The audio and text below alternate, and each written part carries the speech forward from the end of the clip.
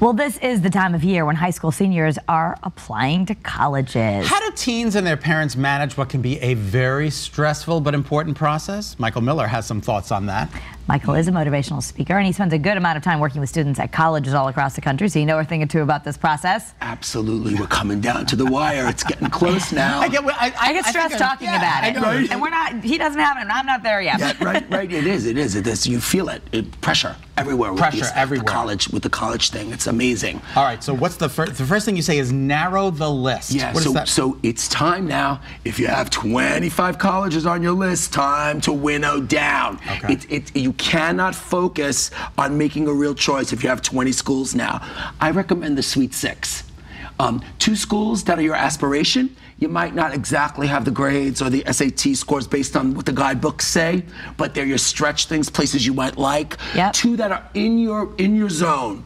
Maybe not exactly, but like they're schools that you have a good shot at. And then those 2 schools where you perhaps exceed what they state as the admission standards. The safety schools. Yes, the safety schools, right? That, we don't want to diss them, but yeah, but the schools that based on your profile, you'll get in.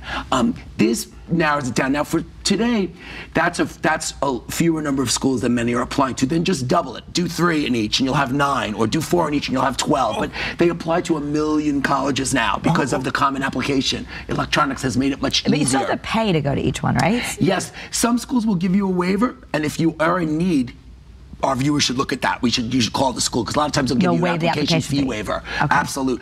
But the best part of this is, and anyone who's been in the college search, when you narrow down, you get to throw out all the mail because they are inundated. These kids have boxes of college material, so it's the best thing in the world. Who's doing the dwindling down? Is it the kid or the parent? Well, the kid should be doing it. I think the parents are. The parent, that's where the parent should get in and guide them to start to help them narrow the focus. Right. Okay. The student needs to be involved in that, obviously.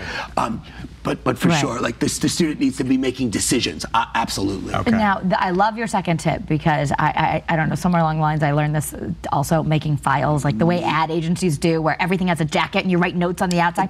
Just an old manila file. Yes. Put everything in it. I'm gonna take the old manila file. I love a colored file. Me so too. If you have 6 colleges, get 6 little different thing on the side with the plastic tab. Yeah, I love it. It's the best, right?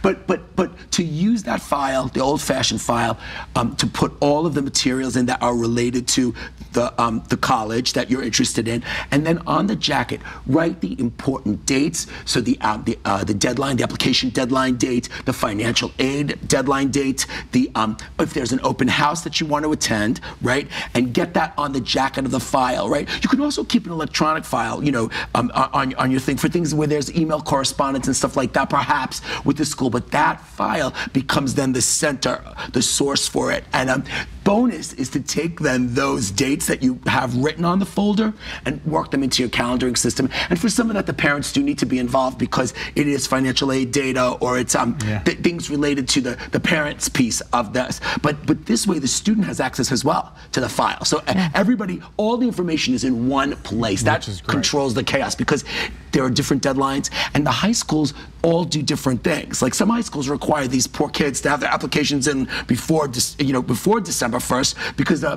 counselors have to write references and recommendations. Other schools maybe are more lenient. So the high school may have a deadline, and the college deadline may be different, but you need those references and recommendations from the counselors. Yeah. But the file helps keep it all centralized. Something that Kara and I are not very good at is number 3, limiting the conversation. But that's why we love you. But that's why we love you. We could talk forever, and less is more here. Less is more. And I have to tell you, let's get real about it, right? So the parents are enthusiastic and excited, and it's kind of the culmination of the 18 years of raising, right? The student is nervous and overwhelmed. That's a mismatch, right? Like that is like a mismatch. Aren't you so excited to go to college? Let's do the essays. Leave me alone is the response. So while you have to talk about it, and I'm with the parents on this. You got to get the kid to get real a little bit. It's coming, and there are deadlines, right? But it might be better to control or limit the conversation. So let's decide we're going to talk about this every Friday, or we're going to talk about this on Mondays and Wednesdays. That's when we're having the college conversation. I will not bother you at any other times about it. And then the parents should keep their list or keep their note about the things they want to talk about. The other trick I love, and this is just from working with, older adolescents and college kids, sometimes the conversation is best in the car. Yeah. I have to say this. Really? Yeah. Let me tell you why. The lack of eye contact frees the student up maybe to be a little bit honest, and a little bit more open about what they're concerned about. Plus, you've got them captive. There's no escape. They There's can't leave. no escape. I have a friend who gets her kids in the car whenever she wants to talk to them about anything, and they just drive around. But it's important because too much, and today's parents, with love and respect, I say this, too much is not better. It doesn't work. Right, exactly. Free up a little bit, work the deadlines, and then let them be a bit. What's your final thought? This is a beautiful time of life, but this stretch between now and March, when the acceptances come in April, when we find out, is a tense time. Limit and control by controlling the chaos. These three things will help you stay focused and maybe leave it alone for a bit so you don't have to be all on top of it. I'm so glad I don't have to do this again. Right? All right, for more motivational tips and to connect with Michael, check out his website. It's michaelmillerspeaks.com. We'll be right back.